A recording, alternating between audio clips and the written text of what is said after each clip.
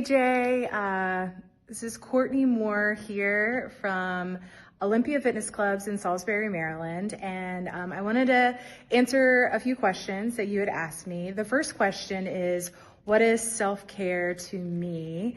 And I think self-care to me is meeting myself where I am, both mentally, emotionally, physically, without judgment, and giving myself the permission to just do whatever it is that I need to do. Some things that I do for self-care, actually one thing that I do for self-care is moving my body at least one time a day. And I don't mean just like getting up and walking around, like some form of movement that just makes me feel better. And you asked about a show, something that I'm watching that I really enjoy. And I have recently started watching What We Do in the Shadows, and it is probably one of my favorite TV shows right now. Anyway, thanks for asking me to participate, and I look forward to talking to you soon.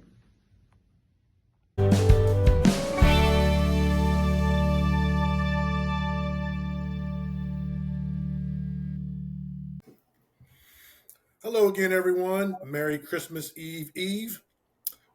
We are back with Easter Short Talk, your podcast for all things self-care and movies. If this is your first time, we're glad to have you. We're on episode 42. I'm Jay Watson. And I'm Cathy Cassell. And I'm Marty Cassell.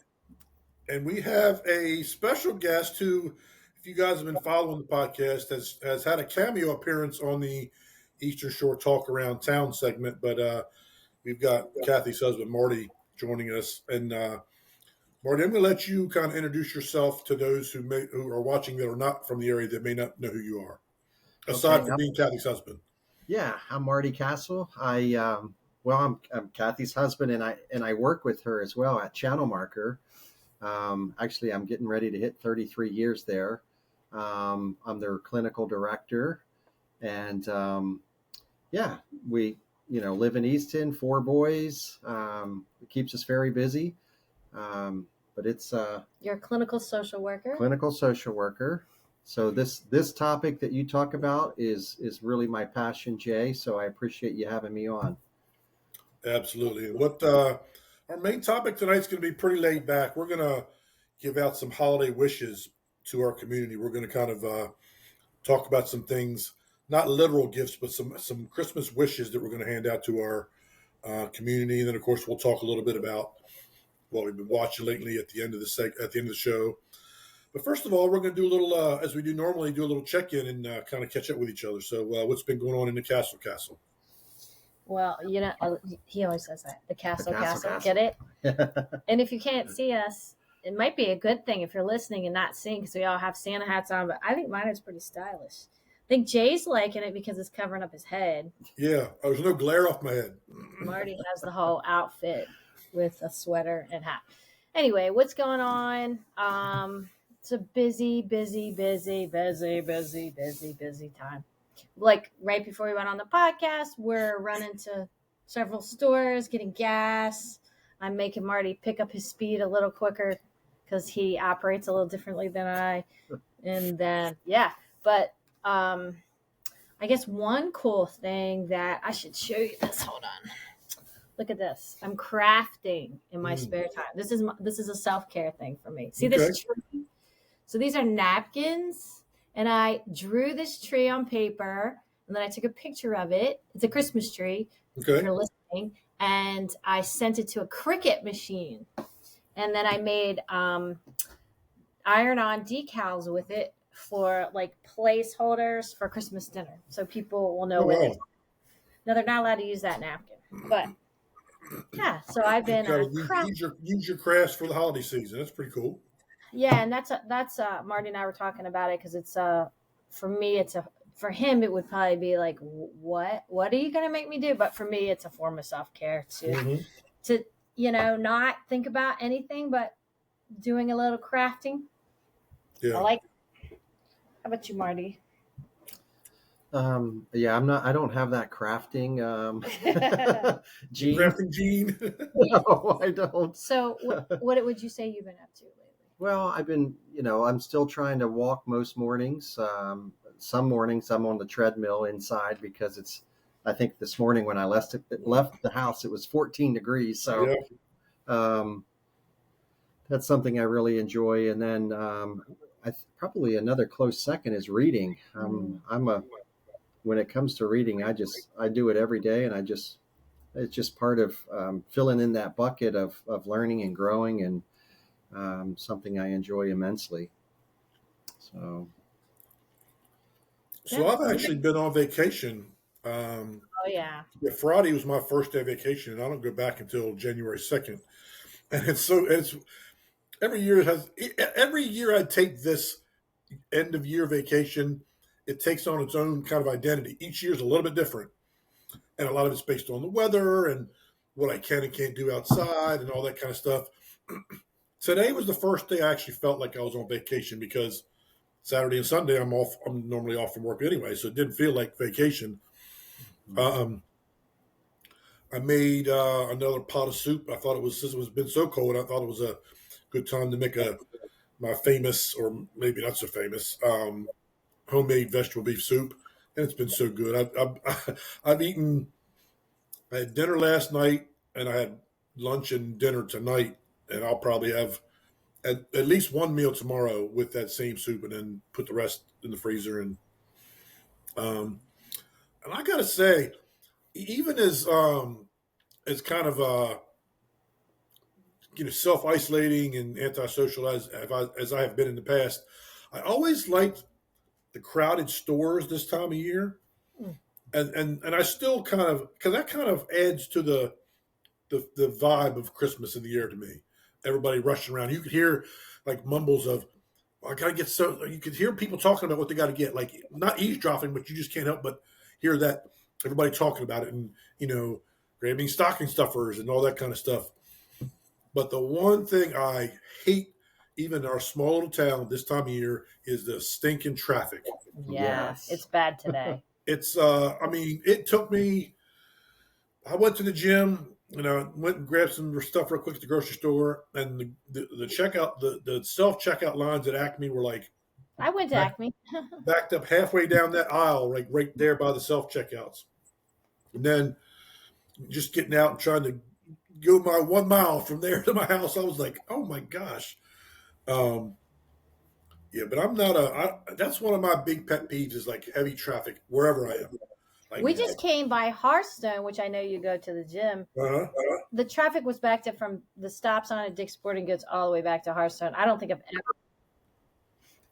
Now, see, it's funny, even during the week, during non-holiday hours, when I leave Hearthstone and I turn and go towards Glebe Road to come up that way, I'll get backed up right there because it's like between 5 and 5:30 when I hit that light. So I guess people are leaving work or doing whatever. So I know what you mean, because I left Hearthstone and turned to go towards Target. At least I got as far as Dick's, but I was probably 6 or 8 cars back, and it actually went pretty quick. But yeah, that stop sign there can be tricky if there's people all 4 directions. It's almost like they need a light there, really.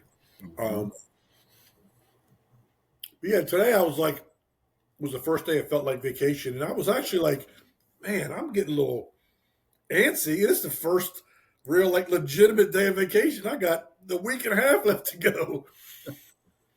But yeah, I've been hallmarking it. I've been having like Hallmark in the background, Marty, on the TV. It's just kind of like background noise while I'm on the computer or on my phone or whatever. Yeah, I'll do that as well. Well, I'll get into some things that I've been watching with Hallmark at the end of this episode when we get into that part of what we've been watching. But since it's Christmas Eve, I thought we'd take this opportunity as Eastern Shore Talk to just kind of give out some holiday wishes to our listeners, to the community. They may or may not be self-care related. They could just be general stuff. But I actually have a list here, Cathy. I don't know if you've made a list. no. You couldn't really pull from a article this time because it was opinions. So I don't know what you're going to do. Well, we'll see how this goes, though, Jay. So what's your first one?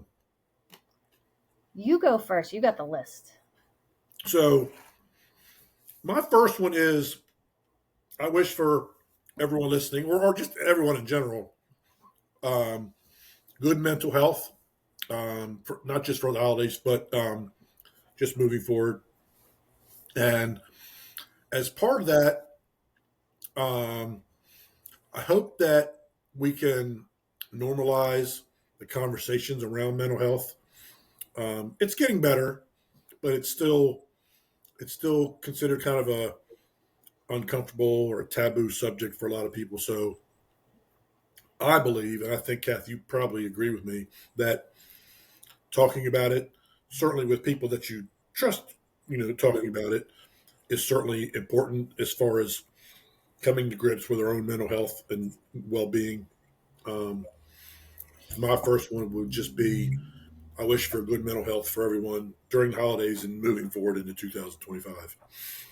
So before I get into one that I was majorly thinking about, I'm going to say something to what you just said. Obviously, mental health is near and dear to Marty and I because that's our business. You know, we work for Channel Marker, we're clinical social workers. Mental health is our specialty um, area of work. But I was pretty excited today. I was talking with another provider today. I didn't even really got a chance to update Marty about it, but we're going to do together, because I voluntold him with me to help with a training for dispatch, Mm. people that Yep.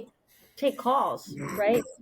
And just to talk about what it might look like for somebody to be in a real mental health crisis, because there's a real fine line in the community with people that might get in trouble or get caught up with someone calling the police or doing something because of their mental health that's really decompensated. So Marty and I are going to have an opportunity to talk about what that might look like, so maybe somebody that's taking a call can better guide somebody, maybe, there's a 988 line. That's a newer resource. That's a hotline that can really help save lives. It's, there's 911 that we call for emergencies that are more for our physical health, but the 988 line is a text line or a call line to really help someone if their mental health is really feeling off, or they're feeling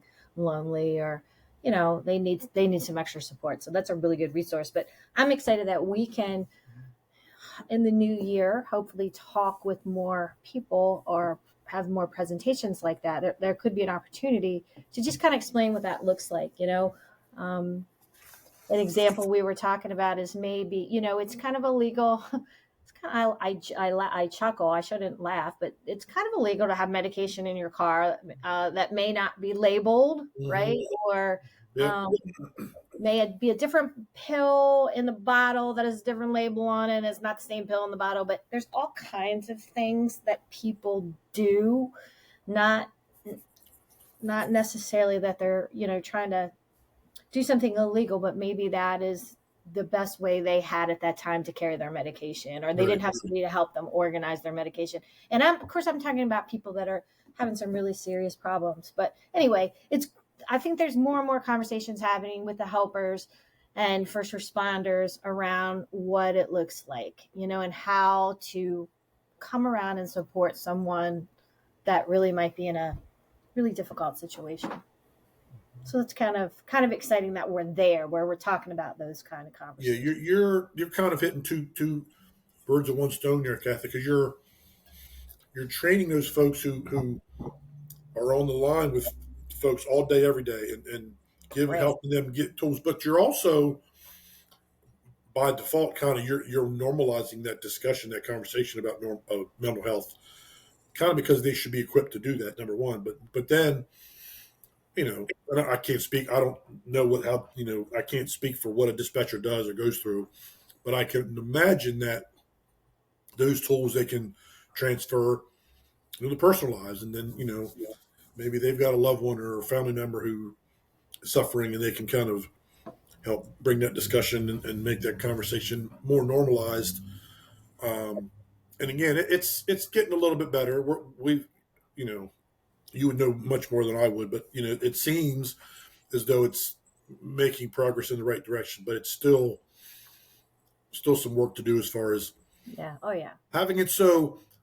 Now, maybe this is a pipe dream for just the average Joe like me, but I would hope that at some point someone could talk about their mental health as much as they could say, "Oh, I've got a head cold or I've got the flu." Right. Maybe that's extremely unrealistic on my part, and although they're completely different things, I get that, but maybe close the gap if that that makes sense.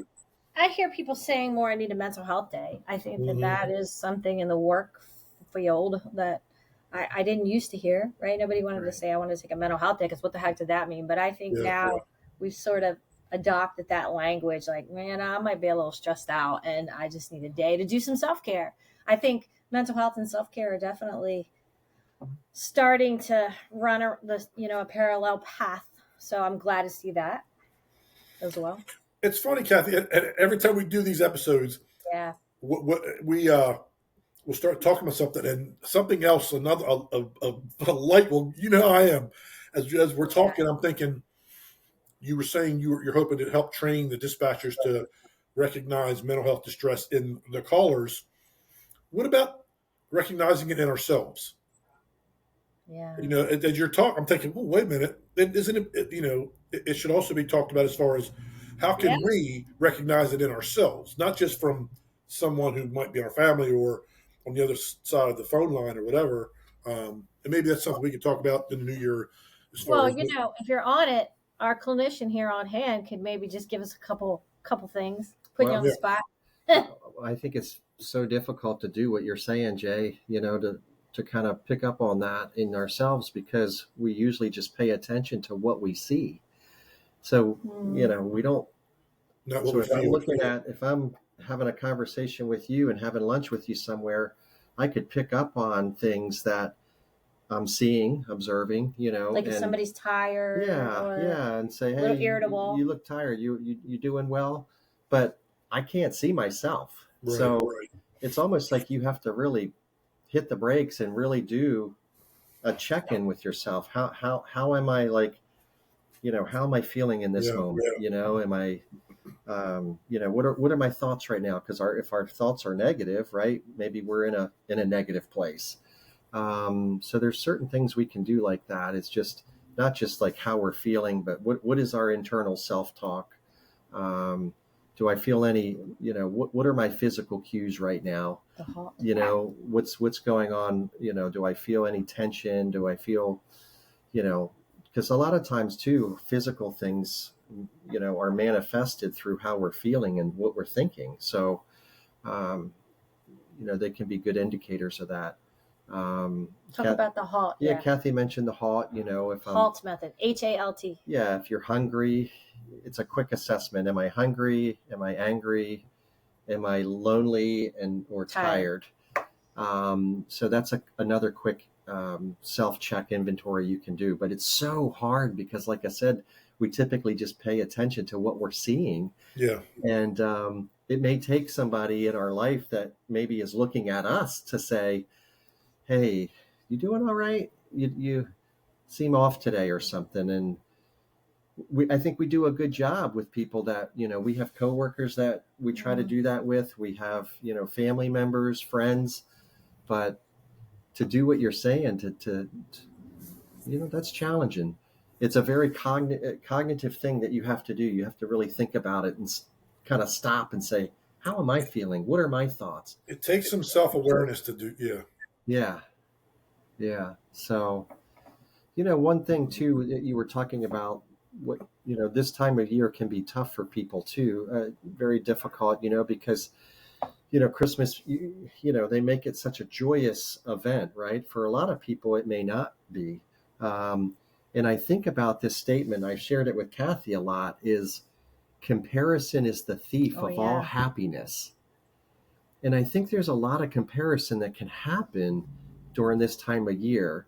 And there's so many more, opportunities to see that, right? Social media feeds into that. Yep. Yeah. If you get on social media and you see people with these massive celebrations for the holidays, or they're taking trips,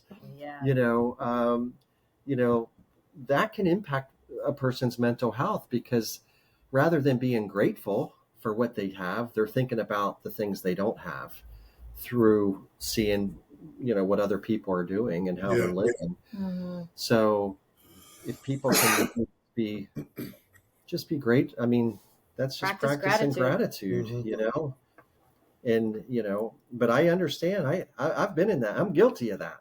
I'm guilty of looking sometimes and seeing what people are doing, and I'm like, man, like that must be nice, and then I'm like, wait a second, let's stop that, right? Yeah. But I love that quote: comparison is the thief of all happiness. I sometimes say joy, which I guess is a similar thing. I might quote you wrong sometimes, Marty. Comparison is the thief of all joy. That's what I say. Mm-hmm. The same thing, I guess. And All Marty, right. that goes to kind of what I think and talk about a lot is that strong sense of self. When we stop chasing that external thing, whatever it is, and you in that quote you call it comparison.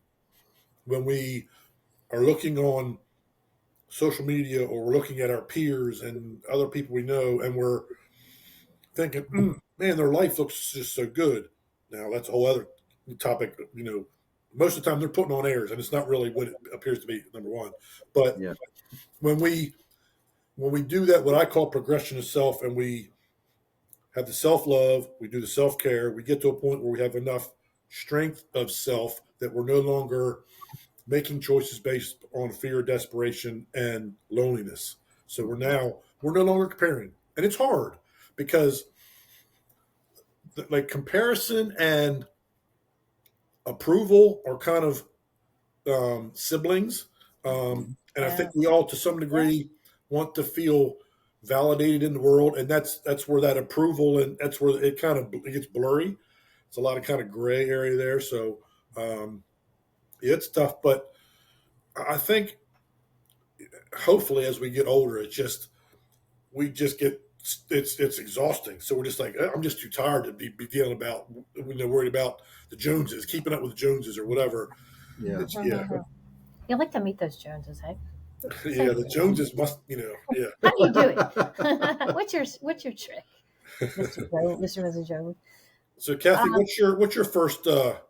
holiday wish? So I was thinking about this too, and thinking about a lot of people that Marty and I interact with, either at work or in our lives, and and this kind of piggybacks off maybe a couple podcasts ago when we were talking about holiday stress, and ways to kind of chill out a little bit. Or I think it's very true that whoever they are, maybe it's marketing, it's society, whatever, somehow we think that we need to have this perfect little holiday and the best meal on the table and gifts that make everybody happy and everybody's jolly, and then it doesn't happen. We have story after story at work. Somebody's mother fell, or somebody's kid has a stomach bug, or somebody's struggling because they're single, or people are exhausted, or people are missing people. So we're seeing a lot of stressed out folks. And I guess what I really wish for people is to take a day, whether it's Christmas Day, Christmas Eve, 2 days from then, whatever, and just find some peace and live in the moment, because I think that it's very hard for people to live in the moment. I mean, Christmas Day is probably one of my most favorite days of the year. You and I talked about that the other day, and it's that way for us as a married couple and parents. But it was always that way for me too as a kid, because I feel like it's a day where not a lot of expected. Like we can come down in our pajamas and just be silly, and you don't. For the most part, we're lucky enough not to have to work, although people are working. People at our company are working even. But anyway, whatever day you take, I hope you can take a day and intentionally set a day between now and, let's just say, January 2nd. We'll give you till the 1st.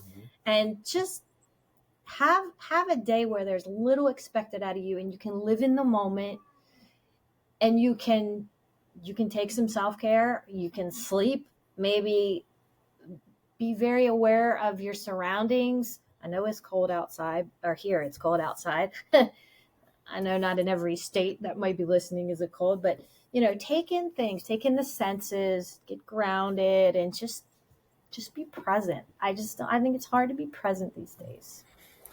It's funny, Cathy. I asked that question on social media for those who follow me to give a holiday wish, and one person said inner peace. They wished inner peace to everyone, and I kind of goes towards what you were saying.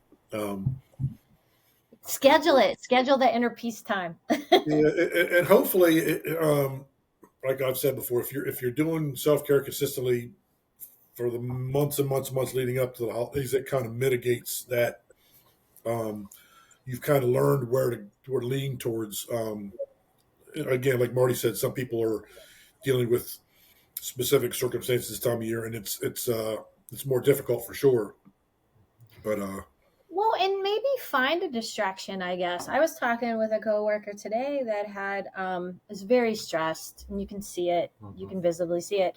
And she had gone on a trip, and I'm sure the trip was amazing. But, you feel like when you come back, you're getting back on a 4-lane highway. So then, she was like, gosh, was it even worth it?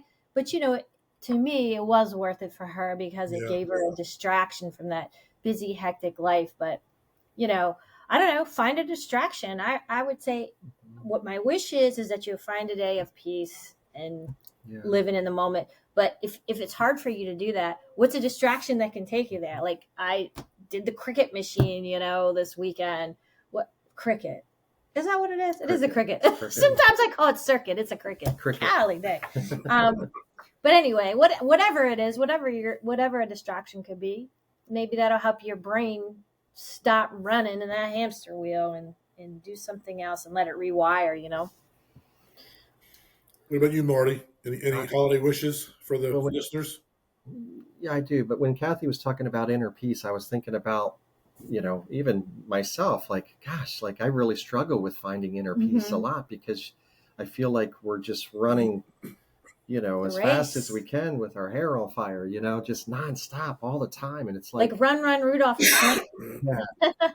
I mean, there's activities I do where I find inner peace, but it's, and I guess you should schedule those in. I mean, you're not going to be in that state of being for long periods of time. I think these are just moments, I guess, that you can experience it. But if you find it, then schedule those things in like, more consistently. Yeah. And that goes back to the self-care term, I think, where all roads lead to self-care. Yeah. So, but I think, does self-care lead to all roads?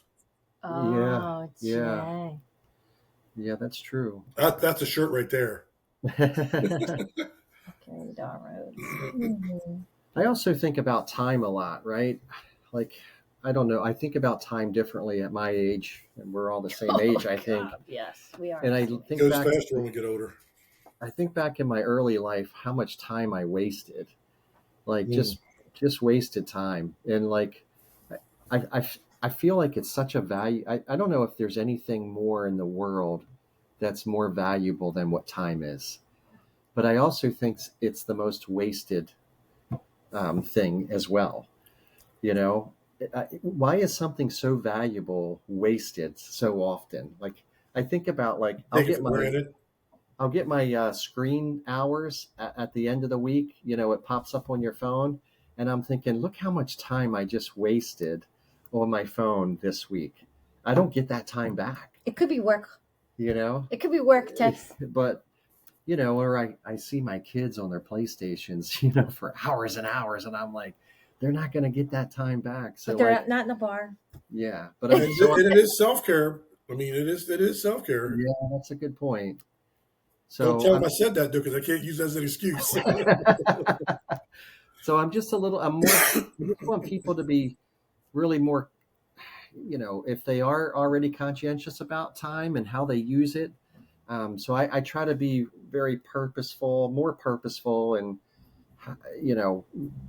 in scheduling what's important to me. If something's not important to me, then I may not do it, right? Because I'm not going to waste my time doing that Right, because right. time is so valuable. So I just wanted to throw that out there and see if you all think about that concept of time as well. And even, even something very mundane, do it to the best of your ability because, is that the last time you're going to do it? We don't know how much time we have, Yeah. right? That's a deep one there, Marty. We don't know how much time we have. So why waste it Or doing wish it away. something or wish it away? I don't want to wish it Mhm. away. And maybe it's because we are old. Yeah. We all are old, but I don't want to wish it away. I think, Marty, when it comes to time, I think as you're talking, and I'm trying to reflect on myself, and I'm thinking as I've gotten to figure out who Jay really is, I've been kind of, not intentionally, but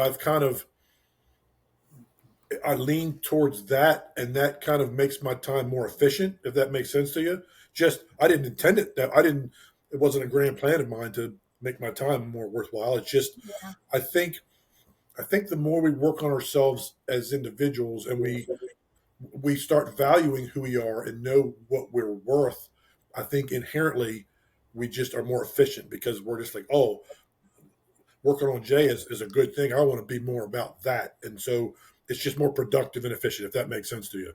Yeah.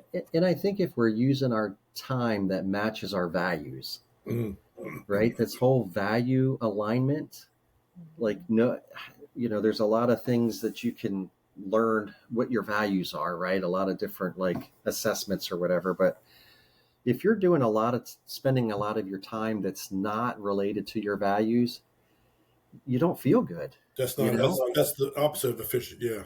Yeah. So like, for example, if I value, working with people and I'm sitting behind a desk all day staring at a computer, I'm not going to feel good because it doesn't align with my values. Yeah, you're not living your truest self life. Yeah. Yeah. So I think about that as well, how to using my time that aligns with my value more and more as I go through this aging process. Was it Marty that said that she brought a quote up when she was on that said something along the lines of true happiness is living a life that's more aligned with the values of who you are? Something along those lines. Sounds like something she would say. Yeah. Who said that? Marnie okay. Stockman. I mean, that's very well put. And I just think that's important because I see people and I talk about this to a lot of different people. Like, if they say, I'm just not happy. Well, are you spending much of your time in activities or, things that align with your values? And they'll say, well, no. And I'm like, well, maybe that's part of the reason why you don't feel good, So I like that value alignment and using time in those areas that match your values. So my next wish is, and this was kind of brought up in a general sense when I put it out on social media, and a lot of people were saying, I wish joy, love, and happiness to everyone. And I'm going to be more specific and talk about love, but I'm going to talk about self-love. I wish for everyone to give themselves enough grace and gratitude for who they are, understand the value of who they are, and truly love themselves, and not chase that fool's gold of having to be like someone else and comparison, like Marty talked about earlier. Mm-hmm. I think self-love is the step number 2 in the progression of self that I talk about, and it's kind of, without that, I don't know that we have enough desire to want to work on ourselves. And I think those of us who have gone through trauma, specifically childhood trauma, we identify as those events. So we don't know any different, especially with childhood trauma.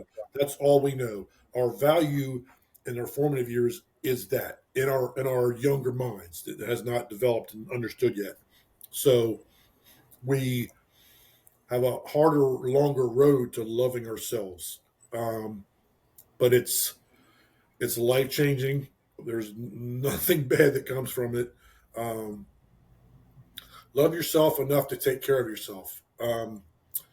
And then the whole that the dominoes start falling, and you'd be surprised at how quickly and impactful those dominoes will fall.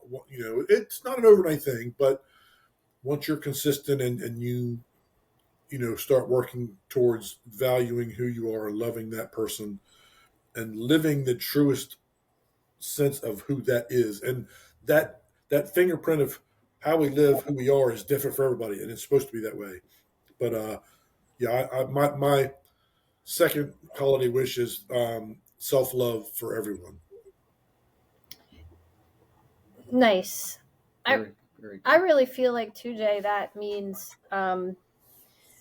people perceive or define things so very differently. Like I can remember, I don't know, there was probably a time in my life where if somebody said, do you love yourself? Like maybe I took it like, does that mean I'm vain? Like, oh, I'm high on myself. But that's not what it means. It's really giving yourself a little grace. It's Forgiveness. Yep.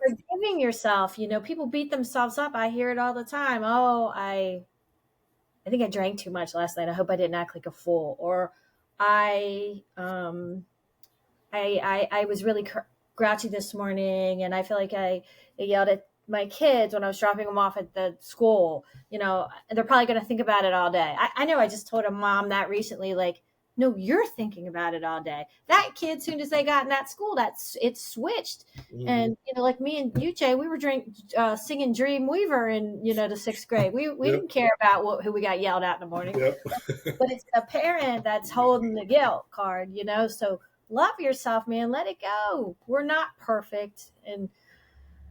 But yet maybe we are perfect. Maybe we're just the way we should be. Well, I'm glad you said it, Cathy, because you kind of, you said a point that I missed. Love yourself always. Don't just love yourself during the successes. Don't just love yourself on the good days.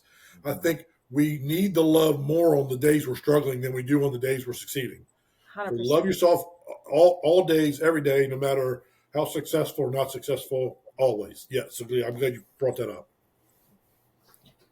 Like this morning, I decided I was going to plop myself in the tub and put some Epsom salt in there and light a candle and deep breathe. Not that you need the whole visual of that, but I was like, I felt like that was a little self-love for me. I was like, I'm going to just breathe before the chaos comes, right? On Christmas Eve. I'm going to start my day with, I'm going to breathe. I'm going to look at that candle because fire is one of those elements that does something for me. I like to look at fire. Me too. Fire, water, palm trees. But fire makes me drool. I'll sit there with my mouth open, just like I literally drool. Those natural elements get us, Jay. They get us. You got a wish for anything? Well, I want to add on. I like adding on. You can add on. You can be our adder.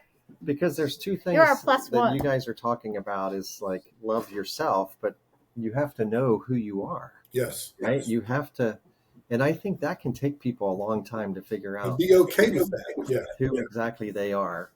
And so you may think I'm silly for saying this. You're not silly. Don't hit me, Cathy. I hit him the other day, and he's like, I'm on a blood thinner. Do you have to really hit me that hard? But I was like, what are you doing? And anyway, I don't need to tell everybody that I hit you. Do you want to say hi on the podcast? So let me just say this real quick. You go ahead. You say go. And then we have a guest that wants to say hi, Jay. So so sometimes like when I was growing up, I was like, oh, I want to be like that person or that person. Like for instance, like, I used to watch Happy Days all the time. And I'm like, man, Arthur Fonzarelli, that's my guy. That's who I want to be. That's who I am. Right. Then I was watching another show and it was with Uncle Jesse and I guess Full House, right? And I'm like, I'm Uncle Jesse, man. That's me. That's who I am.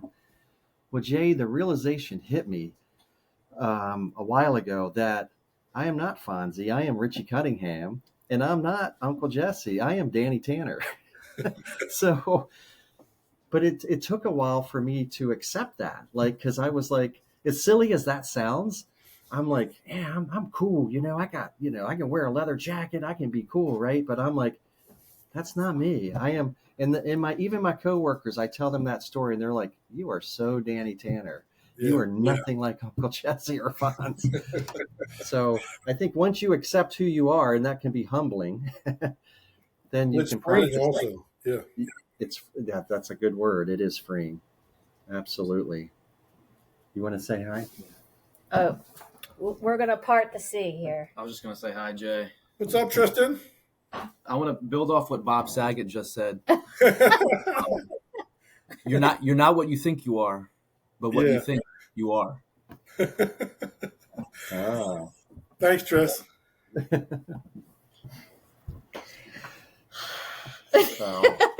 Dylan, you have anything you want to say? I thought you were going to surprise me with Brennan. I'm like, oh, that would be a good Christmas present. Yeah, I'm feeling some kind of way. we're gonna find a Brennan podcast. Yeah. So I guess my point is be who you are. That and then love yourself, right? Everybody's unique and has their own personalities and skill sets, and embrace it and really accept it. And did you want to be the Fonz because you wanted all the girls? I just thought he was cool, like he was cooler than the Fonz back then, right? Yeah. You wanted to hit a jukebox and a sign Or change? Uncle Jesse too, right? He was pretty cool. He had great hair. But that was really humbling though for me. I heard a quote one time that said, "Find out who you are and do that to the best of your ability." Yeah. Yep. I like that. So what's your next wish, Kath? Dang, we got down the Fonz route. And let me remember what I was going to say. Hey. Yeah. Wow. That must be age. It must have Are you picturing Marty in a leather jacket? Is that what you're doing now? Don't get me laughing. Don't get me started. How about a wish that people will make a better effort at reaching out to others, right? Like Marty, you and I talked about it the other day, that I try, if I'm thinking about somebody, maybe shoot them a text and be like, I haven't talked to you in a while, or how's your mom, or whatever, even just a one-liner, to let somebody know you're thinking about them. Because goodness knows Facebook or social media gives us a lot of content to know if someone's struggling, for example, or you can see it visually if maybe you go to a house and you're working with somebody, or we have somebody at work that's not doing well, just to be like, we're here for you, whatever you need. That just sometimes takes some pressure out of the pressure cooker for people that are just really struggling to keep it together. So just, I think it's easy. I feel like it's easy. Just, you don't have to be able to have to give tons of advice. Just let somebody know you're thinking about it. Hey, if I can interact and be of service, anybody can. Because if there was anybody that was on the far opposite end of that, it was me. So I don't want to hear excuses about any of that kind of stuff. I'll listen to you and understand, but it can be done. Yeah. Yeah. Yeah. Write somebody a little card. I don't know. Send them a text. I read something recently where it said, what do you like? So like it said, if you like someone making tea for you, make tea for someone else.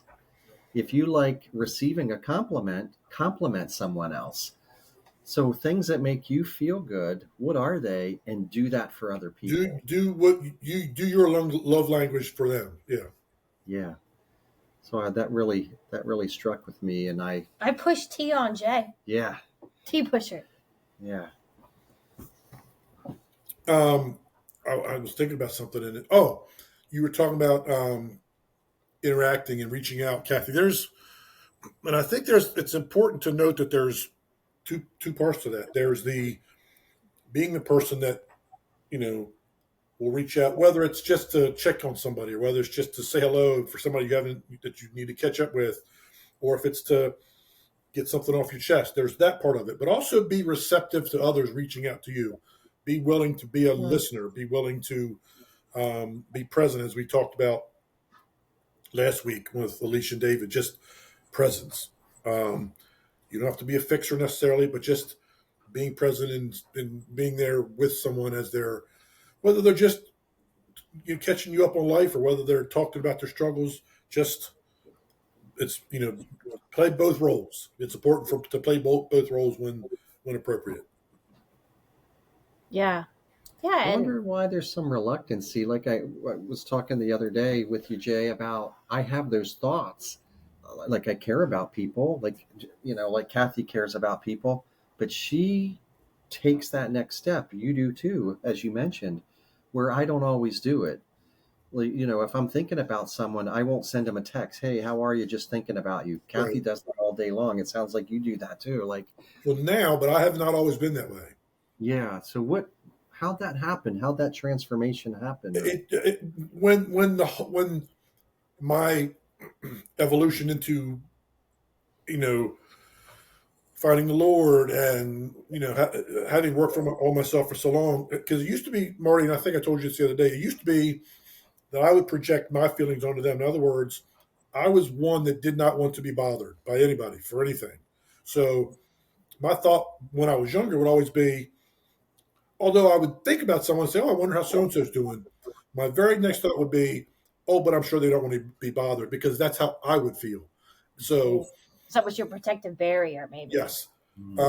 But now that I've kind of flipped the switch and done a 180 in a lot of good, positive, healthy ways. And look, I don't do it as well as I could or should do, but it's not uncommon for me to reach out to someone, and it could just be on social media. I've done that a few times in the past month or so that I would have never done 10 years ago. So yeah, again, when we're more sure of who we are, when we're more clear about who we are, it's where we're less worried about the reaction to others when we do whatever it is, whether it's, in this case, we're talking about reaching out. So I was no longer worried about, not that I don't want to bother or inconvenience anybody, but I'm not in a unhealthy place where I'm projecting my fears onto them. You're letting them decide if they want to be bothered or not. You're not. They can always say, I'm glad you reached out. I don't have the right time right now. Can we get back to you? And all that would be great. But yes, finding ourselves and working on ourselves to the point where we're solid in what we feel and think about ourselves. As Cathy, I've talked about a lot. The relationship with ourselves affects all the others. And I'll take that a step farther. How we feel about ourselves and the relationship with ourselves affects so many choices we make in life, especially big life choices, where we live, what we drive, what we wear, where we work. It's all based on how we feel about ourselves. And when we're solid with that, as imperfect as we all may be, we're less worried about the actions we're taking, how they're going to be accepted in the world. So then it becomes, okay, my heart says I want to reach out to this person, so that's what I'm going to do. And if they don't have time, that's fine, but I've done my part, and that's that. Yeah. And I think we can do better too when people do reach out to us to, really reply how we feel and what we're thinking. Or say thank you. 'Cause thank you's hard for some people, right? I mean, because what do? We say, I'm good, I'm okay. Or we think we're not deserving. There's a lot of people, like, I've given some extra gifts this year that I don't usually give to people, and you can see that they might feel uncomfortable and think, "Oh my gosh, I didn't give them a gift." It's that face, right? And I'm like, "Oh, this isn't about that. This is just something I made on the Cricut, and I was thinking about you or whatever. Yeah. I'm not expecting anything back. I like to give." So, but we're not good at thank you. That's really special. We're already stressed out because we're thinking we should have done something we did. So or if somebody gives you a compliment, no. But thank you. That really means a lot. Thank you. My last gift before we switch topics here is I wish for everyone to have a trip outside their comfort zone. But specifically when it comes to self-care, because I get a lot of questions. When Cathy and I started this whole Eastern Shore Talk thing, and even Matt Reynolds has talked about how there's so many misconceptions of self-care, and there's the idea that I don't have time for self-care.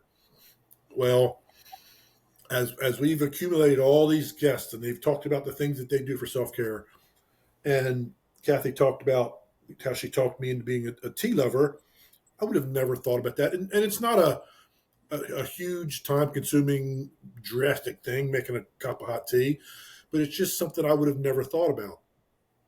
And I think this whole podcast thing was going extremely outside of my podcast, outside of my zone.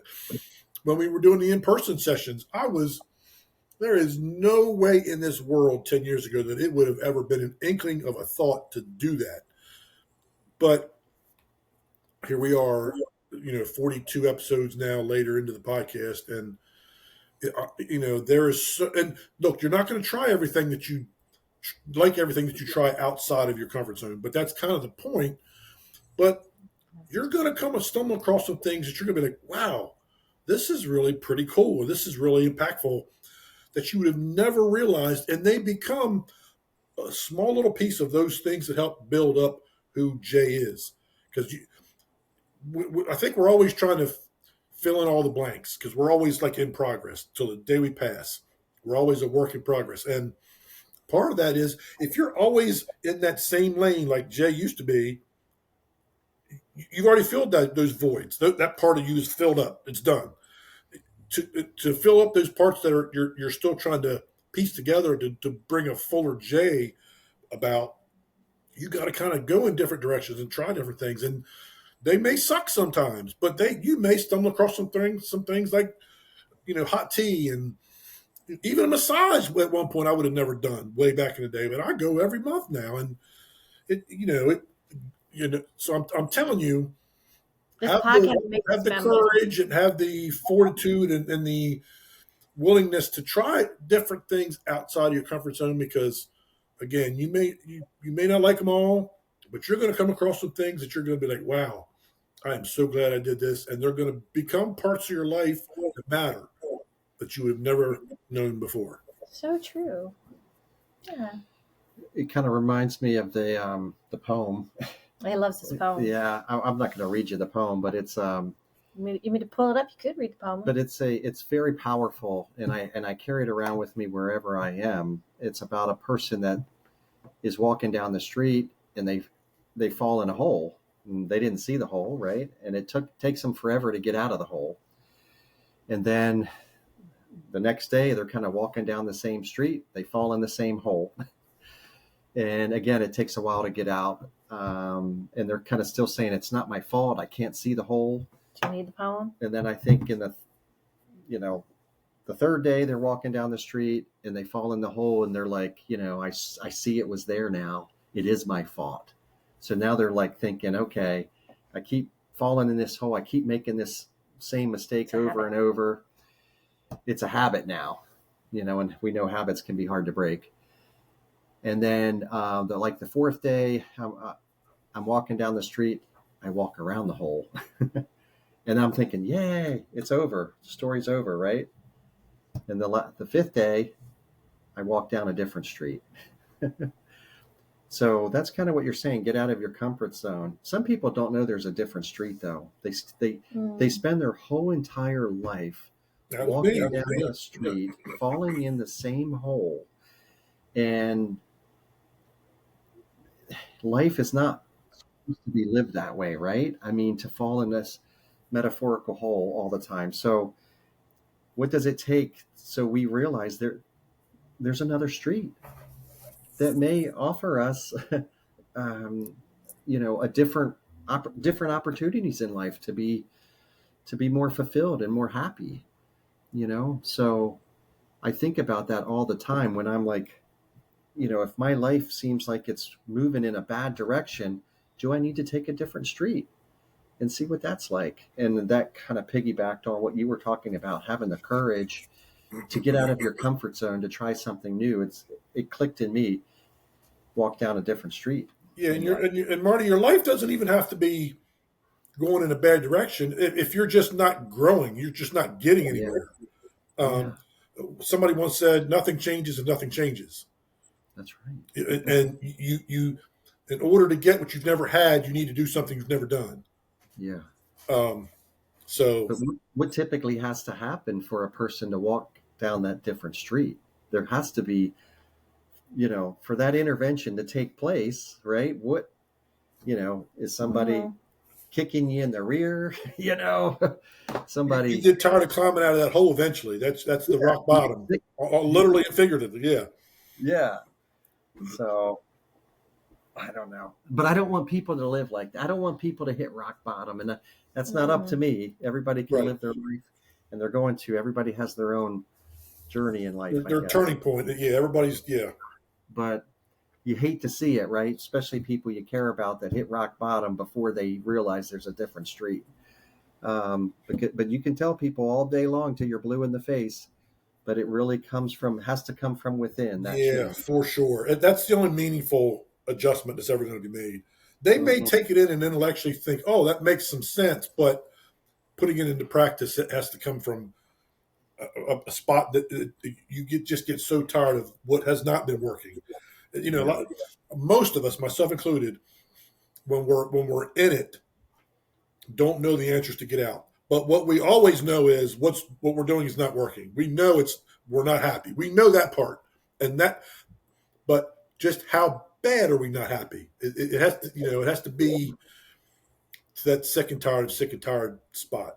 So that could be a wish, right? That some people, if they're sick and tired of something in their life, that they can realize that they can take a different street. And if you don't have the answers in that moment, seek them out. Whether it's Google or talk to someone who you think may know better or whatever it is. Take the first step is accountability and saying, okay, what I've been doing has not been working. And sometimes, like you said, Marty, we don't know. I was certainly that person. But what I always did know was I wasn't happy. I knew that all along, but it was just, mine was divine. That's the only explanation, because I didn't have anybody. I had no guidance or no foundation in my life that was showing me or guiding me into a better direction. It just was just God's grace that just made me literally one day say, wait a minute, my life is not what I want it to be. And what's my part in that? And it began there. And the journey started, it was right around 40 years old. So that was 17 years ago. So it's been a 17-year journey to detours and trial and error. And, but I always knew that what I was doing wasn't working. I knew that part.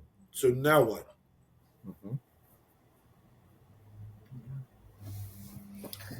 So, yep, those are just some wishes that we wish for all you listeners out there. And I'm going to give one last wish. Can I give one last wish? I'll make it quick. I want people to pick at least one thing.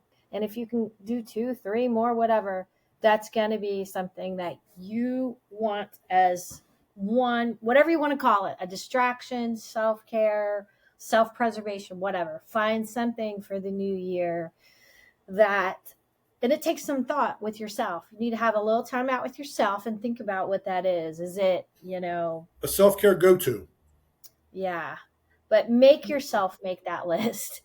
So at least start with the list, because so many people say, I don't know. I don't have anything. I can't think of anything. But, when we're in a bad place, it is hard to think of ideas. So it's preventative. Think of the ideas before, even if you write it on a sticky note and put it by your desk at work or in your wallet, so that you'd be like, all right, I am not feeling good right now. Let me go to my list. What's the new question we ask people now, Cathy? Remember we talked about this. You were asking people, what were you asking them? And I said, oh yeah. I said, try this. Were you saying you were coming at it more like, what is it that you like? Right? Yes. What is it? What are the things you enjoy doing? Instead of saying, what are the self-care things you're doing? Yeah. Don't ask them that way. Say, what are some things you enjoy doing? Yes. Write them down. Yes. Write them down and put them in your stocking. Put them in your own stocking. There you go. I like it. Give yourself a self-care stocking stuffer. That's a mouthful right there. From the elf on the shelf. The elf will give you from the Eastern Shore elf on the shelf. Right. Yes. Very good. Before we get out here, let's transition real quick and talk about some stuff we've been watching. I went and saw Cathy. I went this past Friday and saw Mufasa, the Lion King. Yeah. It was decent. It's so interesting how visual effects have come so far since the original. So it Mm. looks like visually, it looks just so much cleaner and just more realistic and all that. The music, I don't see the music like catching on like the music in the original Lion Is King it did. new music?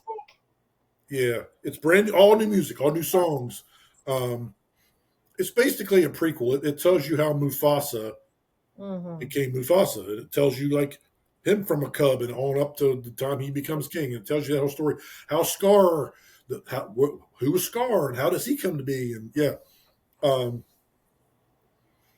but there. I mean, there's so many songs in the original that we recognize, but I don't see none of these. Just it didn't hit it for me. Lin Manuel Miranda did the music for this one. He It did. was it was decent. It wasn't bad. It just kind of so so. You know what though? Sometimes I wonder. Now you're making me cough. It's contagious.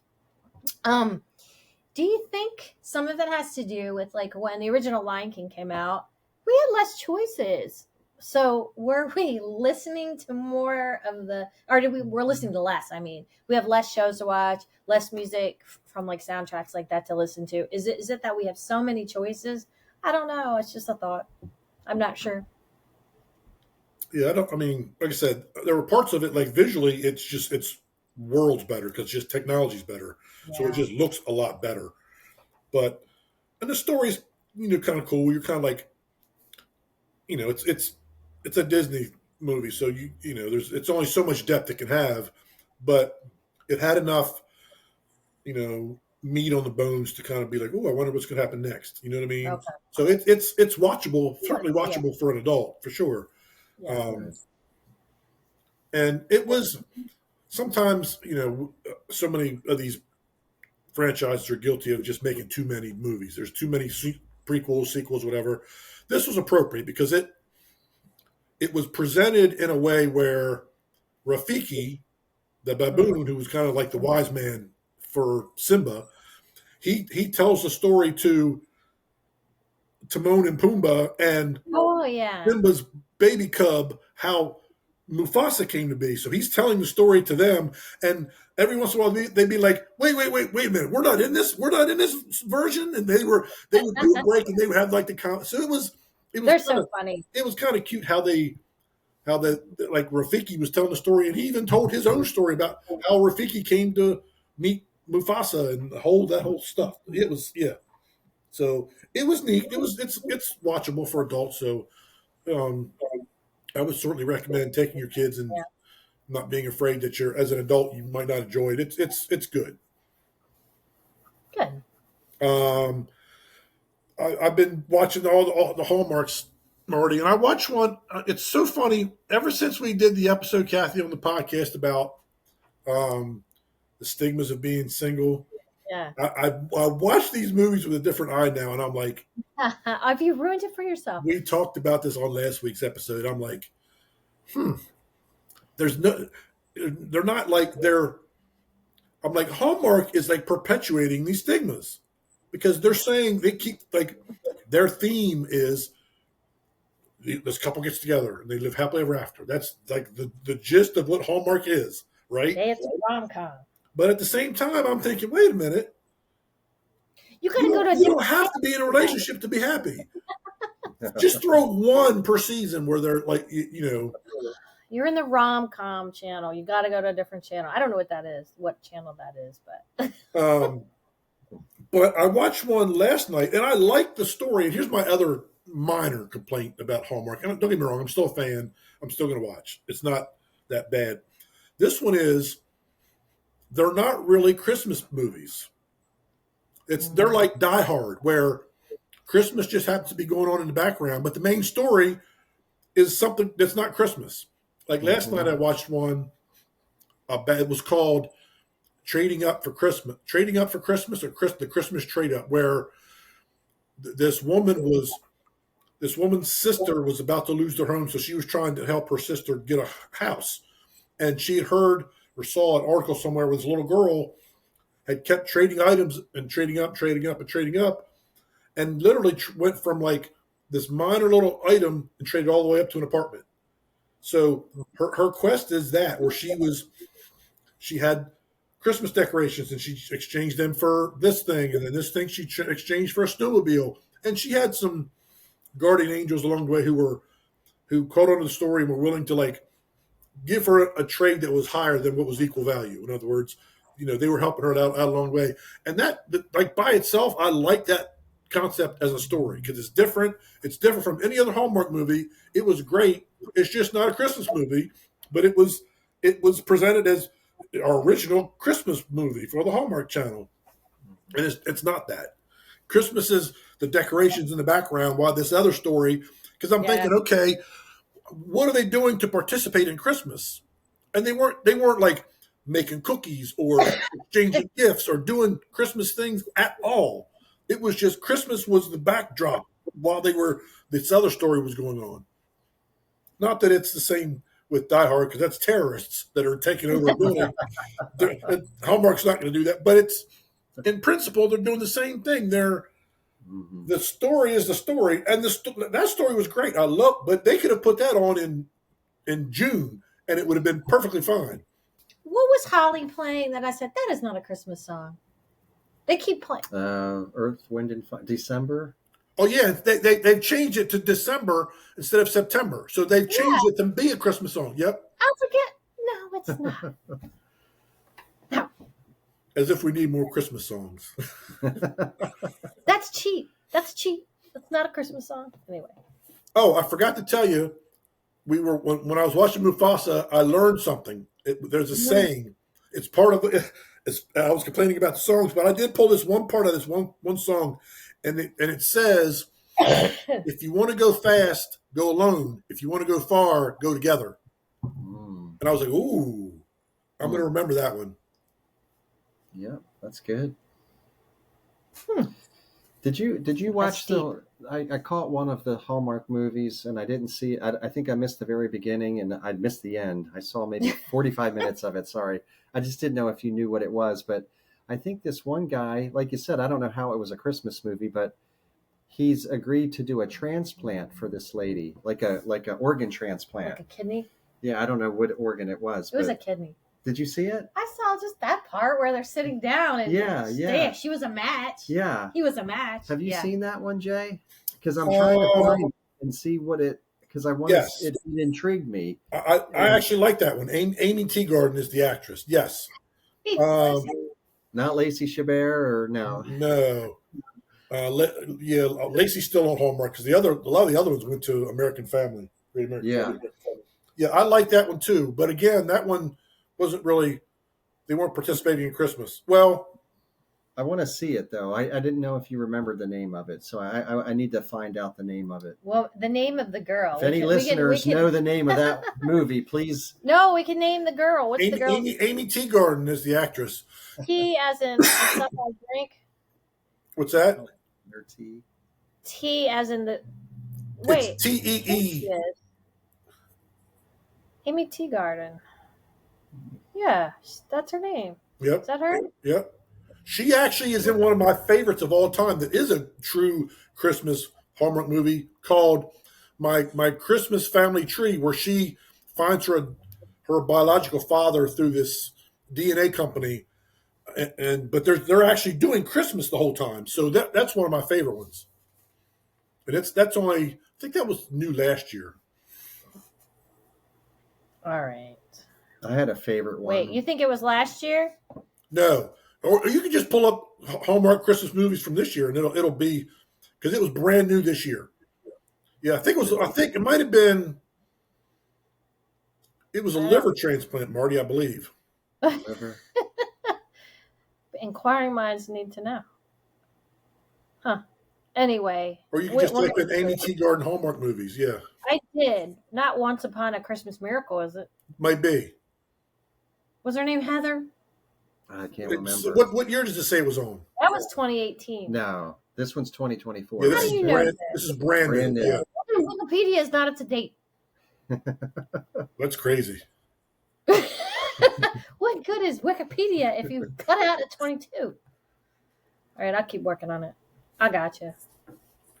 Yeah, I like that one too, Marty. But it was not really Christmas centric, but it was a good, really good story. It was different.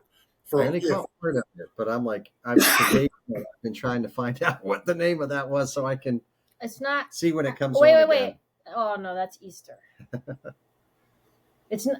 I'm telling you. There was even one on one of the channels this year where it was called Christmas Under the Northern Lights, where this woman went on a trip with her dad, and I'm not seeing this, y'all. I'm not seeing a 2020. Fell in love with a tour guide, and had nothing to do with Christmas, other than she hung a bell at the end. That was it. But it was good. They're just not Christmas. They can do away with the backdrop and put them in June and do just the romance part and be the same story. I want some Christmas activities going on during my Christmas movies. You want cookie baking and yes. But speaking of Christmas, we here at Eastern Shore Talk, I've always wanted to say that, wish everyone out there listening, we appreciate your time. We wish everyone a safe, merry, and happy holiday season. And next week, we're going to do our 2024 Eastern Shore Talk year in review. Cathy and I are going to talk about maybe some memorable moments and some things that have stuck with us with some of the guests we've talked to. And as usual, we thank you guys for listening. Take care, and we'll catch you next week. See you guys. Merry Christmas. Merry Christmas.